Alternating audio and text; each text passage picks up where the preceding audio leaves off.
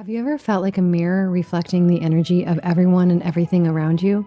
Or maybe you've been captivated by someone's potential only to feel the sting of disappointment when it goes unfulfilled. If any of this resonates, you might just be a reflector or a calibrator in quantum human design. In this video, we're diving deep into this unique energy type, uncovering its challenges, its gifts, and how it holds the key to not just personal alignment, but the elevation of the entire collective. Let's explore what it truly means to embody the potential of humanity. If you don't know your human design type, you can pause the video and click the link in the description to run your free chart. You will just need to know your exact birth date, birth time, and birthplace in order for you to run an accurate chart. As we explore the parts of your story that make you the main character that you're here playing out, the you that is creating your reality, we're going to be exploring it through the lens of the not self, or what you might think of sometimes as the shadow aspect of your character. Your not self or the shadow aspect are the things that we would mark or note as flaws. We're going to be looking at these things that sometimes don't allow us to maximize the light that we are to come through the shadow elements of the character that we're here playing in our story. So I'm going to be sharing with you over the next few slides information about energy type, the emotional theme of that type, how your type creates, the shadow elements of the type, and the highest potential of your type. As you're listening to the information, I want you to pay attention to where perhaps you might sometimes be living out the shadow element or the shadow aspects of your energy type. This isn't for you to judge yourself or to be critical or beat yourself up. We all live the shadow elements at times, no matter what. We have cycles where we're under stress, we're growing, things are happening that are disrupting our lives. Everyone experiences elements of the shadow side, elements of the shadow aspect. And the exploration here is for you to look and explore whether or not there is a chronic living out in the shadow place. Are there lessons for you in the shadow place? Is there something in your soul and life curriculum that you really need to explore in order to take back control over this part of your story and support yourself in bringing out more light or bringing more light through you? You can't write your story or rewrite your story if you don't first have awareness. You have to know where you are in your story or where you are in the storyline of your character that's playing out for you to take back control over your story. So we're going to start with exploring the not self so that you can look at where you are now potentially and what are some things that you're going to do in your story to begin to work with these parts, to choose to bring out the higher aspect. So as you're listening, you can write down any shadow elements, but you can also write down any of the highest potential elements as well that stand out to you. And even if you're not living in that highest potential yet, it's okay. We're going to, through the awareness and doing the light work, you're going to take back control over your story. When we look at the storytelling layers in the chart, the first layer is your main character. And that main character is represented by your human design type and also by the lines in your profile, which gives you a little bit more information about the purpose your character is here to fulfill and the things that your character needs in order to feel grounded, stable, and settled. But we'll be diving into the profiles in other videos, so be sure that you're subscribed to the channel to not miss those. So there are 5 quantum human design types, and in this video today specifically, we are going to be focusing on the Calibrator type or the Reflector type, which is the most rare of the energy types. It represents about 1% of the population. The other types are the initiator, the orchestrator, the alchemist, and the time bender. And you can see the traditional name of those types in parentheses to the right of that name. If you want to check out the other types, you can just click on the types playlist in the description of this video. Your type is your unique way of interacting with the quantum field. It's the way that your muse or creative source communicates with you and through you. And each energy type has a specific purpose. They have an emotional theme, a potential challenge, and each energy type has a unique role that they're here playing or here to play out in the world, and a unique way of making decisions that is correct for them, and a unique way of using their energy and sustaining the energy that they have in their life. Usually, when people first encounter human design, they can really relate to the story of their traditional human design type.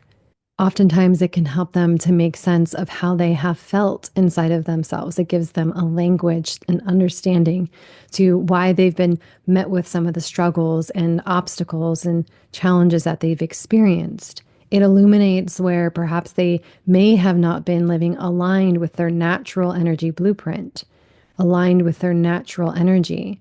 And when they have been living out of alignment with their energy type, they've experienced pain or burnout or confusion or struggle or feeling like they're not fulfilling their potential. And that leads us to the emotional theme. Each type has a different and unique emotional theme that gets activated when you're not living in alignment or correct alignment with your energy type. And each type has a specific strategy. It's the purpose of the strategy to help you get back into your body, to help you remember what it feels like to trust your unique decision-making process. The strategy for each type is about taking you out of your mind, out of the painful, not self-conditioned expression of your type, and it begins to bring you back to baseline. This process can take time because you have to remember how your body feels in response to what feels good, right, and correct to you. We have to remember how to trust our gut, to trust our heart, to bypass the voices in our head and bring ourselves back into a natural truth that is aligned not just with mind, but with body and spirit as well. So as we go through our exploration of the calibrator or the reflector, you can pay attention to the purpose, the emotional theme, and the places where you may feel challenged. And I want you to also think about the times in your life when you've made decisions that were good, that felt right and aligned and correct for you. Connect in your body and really feel what your body's response to that truth and alignment felt like. If you practice following your strategy, you will eventually, over time, bring yourself back to baseline. And eventually, as you sit at that baseline place, you'll learn to know what the difference is between what's true for you, truth with a capital T, or not. And this can vary from person to person. It depends on your level of awareness, how much inner work that you've done. It depends on your own lived experiences, and just basically where you are overall on your journey of personal growth and evolution. What is your truth? What is your path? What are your decisions to make? What is right? What feels right for you, to you? When you remember this and you live from that place of being deeply aligned with your baseline character's identity, that true story of the character that you came here to play, and this role that only you can fill, then you will move from this average and baseline into the journey of exploring what else is possible. And you will start to ask, how can I take the story of who this character is and grow it, evolve it, push it past the average baseline expression, and evolve it into an even higher expression of purpose, a higher expression of the story. So remember, each type has a purpose, an emotional theme, and a potential challenge, just like any character would in a really good movie. Today, we're focusing on the calibrator. This baseline expression of the calibrator is the reflector, and the conditioned expression includes burnout, disappointment, and being entangled in potentials that don't necessarily manifest. The reflector has a unique role of literally reflecting the health of the community that they are in. If you look at the chart of a reflector, you will see that it is mostly white, meaning the reflector takes in an enormous amount of energy from the world around them. They don't just take that energy in, they also amplify it. So they are in essence barometers that let us know how well we are doing. If we have a reflector in our life living and expressing as a happy person, then we know that that reflector is living in a happy community. If we have a reflector that is sad or struggling or angry or unhappy, we know that that reflector is living in a community that is experiencing those same elements. So to a very deep degree, the character that is the reflector is a very collective character. It is a character that really needs to be in community in order to fulfill their role. But because of the degree of openness, the degree of receptivity in the aura or energy field of the reflector themselves can oftentimes lose connection with their own self, with their own sense of home within themselves, and oftentimes in the shadow can become enmeshed in others. There's very little energetically that is consistent in the reflector experience. They are constantly taking in different kinds of energies, different qualities of energies, different emotional themes, and different experiences. And because of the constant changeability of how they experience the world and themselves, they really trust and need and want consistency. Often a reflector can become embedded in a relationship where they see and sense through that vast, open, receptive quality of their energy the potential of others, and they fall in love with that potential.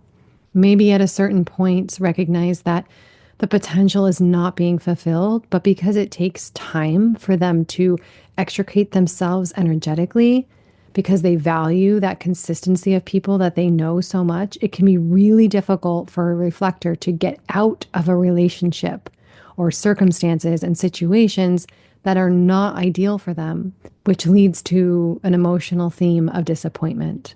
And the other factor that's really vital to look at when we see the reflector, not only can they see deeply the potential of others and often fall in love with that potential, and that's not just individuals, that can be the potential of humanity itself. So sometimes the reflector is disappointed in humanity and the fact that humanity is choosing something so against its own potential. The reflector also in conjunction with this needs time. They often need the full cycle of a moon or sometimes more to really make good and effective decisions. Because of the receptive nature of the energy field of the reflector, it can feel really difficult for them to connect with themselves. The time that it takes them to decide is essential because it gives them enough room to really feel into how they are feeling in the context of all of the other energies around them. And in a culture that moves so quickly, that can be so pressurized around immediacy, the reflector can struggle with taking the time that they actually need to make these kind of decisions, these big decisions in life. So that again can leave them or force them to feel as if they must make a decision very quickly. They can jump the gun and make a decision before giving themselves enough time to really feel their way through a decision in the way that's correct for them. They can feel deeply disappointed in their own choices.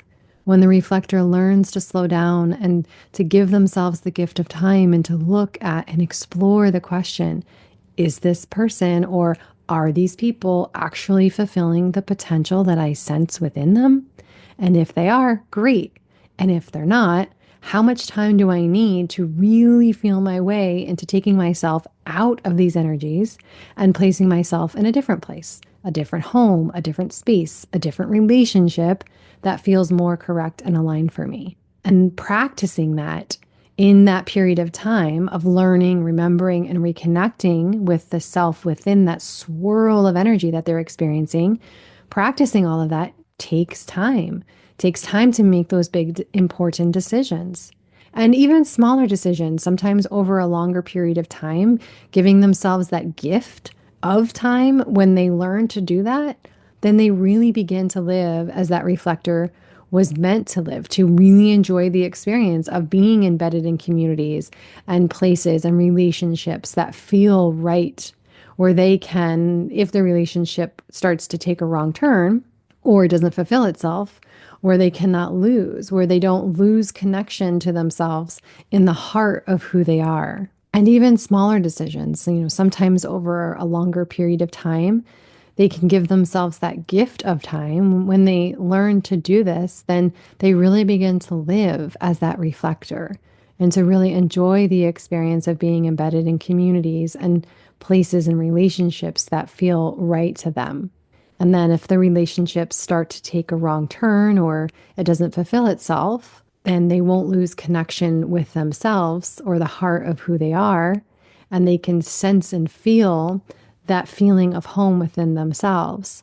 They can hold that connection to themselves. And even in the midst of energy that's swirling around them, they can take the time that they need to stay connected to the self as they go about their life and make choices. That gets them settled into that baseline expression of the reflector, of really being that person that is embodying the energy of the environment that they're in, the relationship that they're in, and recognizing and experiencing that part of their life purpose is to be that reflector character, to be the barometer of the energy around them, being the fulfillment of their own potential and being the embodied expression of the potential of the energy around them really becomes the ultimate expression of the reflector.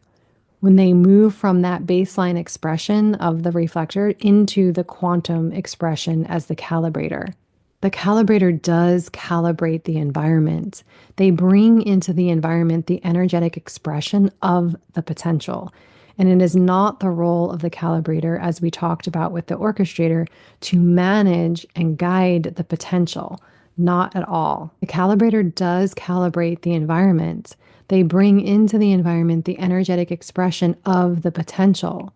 But it is not the role of the calibrator to manage and guide the potential. The role of the calibrator is to be the fulfillment of the potential, to bring into the room the highest expression of the potential of the human story. And simply by holding that energy, by being that energy, they calibrate the environment around them. This is very much about frequencies of energy. We know that high frequencies entrain lower frequencies and not the other way around. So the calibrator brings with them the potential to calibrate the energy in a room or the energy in a community by being the fulfillment of the potential of the community and holding that energy, being about fulfillment. And in doing so, they create this energy field, creating a reflection of possibility that lifts people up around them. So the quantum purpose of the reflector, as they grow into that expression, that exalted expression as the calibrator, is to measure through reflection the human condition and the human potential.